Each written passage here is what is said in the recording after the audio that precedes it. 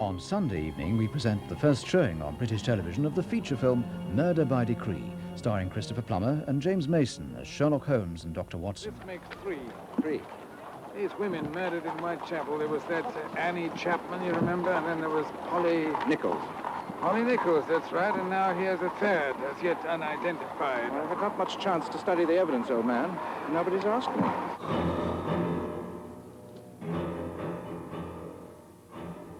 I have seen the man known as Jack the Ripper. Good God. Christopher Plummer plays Sherlock Holmes on the trail of the infamous Jack the Ripper in Murder by Decree on Sunday at 10:15. In 5 minutes, Crystal Palace is our destination, where star teams from all over the world are competing in international basketball. Now, at just after 16 minutes past 11, it's time for the News on 2 with Nicholas Witchell.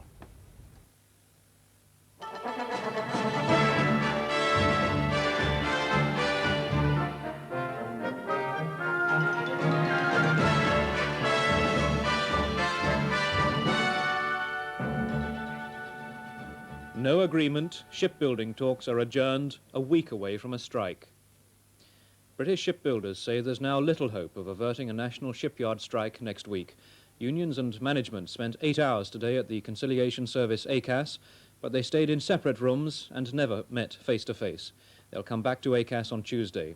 The British shipbuilders chairman, Graham Day, won't be there as ACAS would like. He's on holiday in Canada. Today his colleagues put forward some new proposals, but they still refused to negotiate on the survival plan the unions have rejected. No, the survival plan is not negotiable and never has been. We don't negotiate on survival.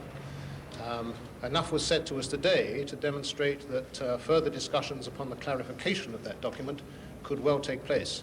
Is there any question of your chairman coming back to lead the talks next Tuesday? The chairman has no intention of being here on Tuesday. The ACAS officials are requesting him to be in this country, and we've left it in that position. But the management says he won't be taking part in the talks on Tuesday. You would require to go back and seek some information from the management. I don't know anything about the movements of the chairman of British Shipbuilding. Can there be a solution while he's out of the country? Well, I suppose there's always room for solutions at any time. The policewoman killed in the Harrods explosion 2 weeks ago was buried this afternoon after a funeral service in London.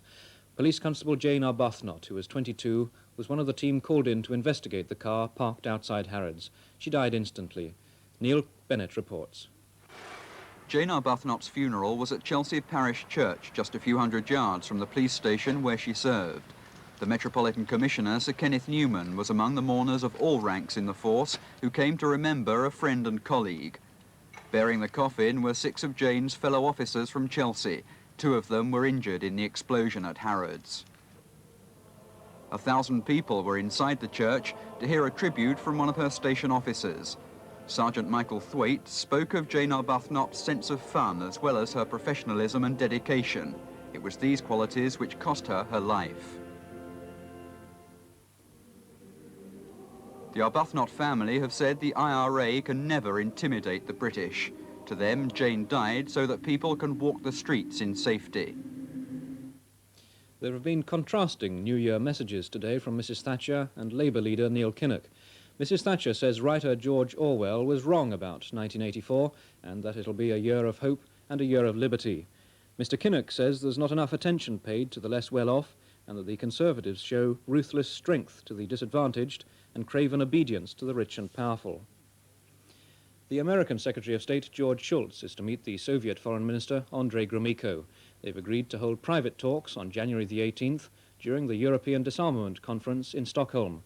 Mr. Shultz last met Mr. Gromyko in Madrid in September, immediately after the Russians had shot down a South Korean jumbo jet. A rescue by fireman's ladder for some of the 100 skiers trapped in cable cars on a broken ski lift in the Swiss Alps. Helicopters also took part in the rescue, taking off people trapped in cars the ladders couldn't reach. They also carried rescue equipment for alpine climbers who got onto the roofs of the cars and lowered people in safety nets. Some people had been trapped for 12 hours by the time they were rescued, but no one was injured. The temperature was mild for the Alps, -3 degrees centigrade, and there was little danger of frostbite. Foreign Office Minister Baroness Young is going to Grenada next week, the first visit by a British government representative since independence nearly 10 years ago. She'll meet members of the interim government. There are 2 soccer results tonight. In the 3rd Division, Millwall 1, Bristol Rovers 0, and in the 4th Division, Tranmere 2, Reading 3. And finally, a woman in West Germany has given birth to Europe's first test tube triplets. The babies, all boys, were born by caesarean section. They're all said to be doing well, as is the mother. The only other test tube triplets were born to an Australian woman. And that's all from the newsroom. Good night.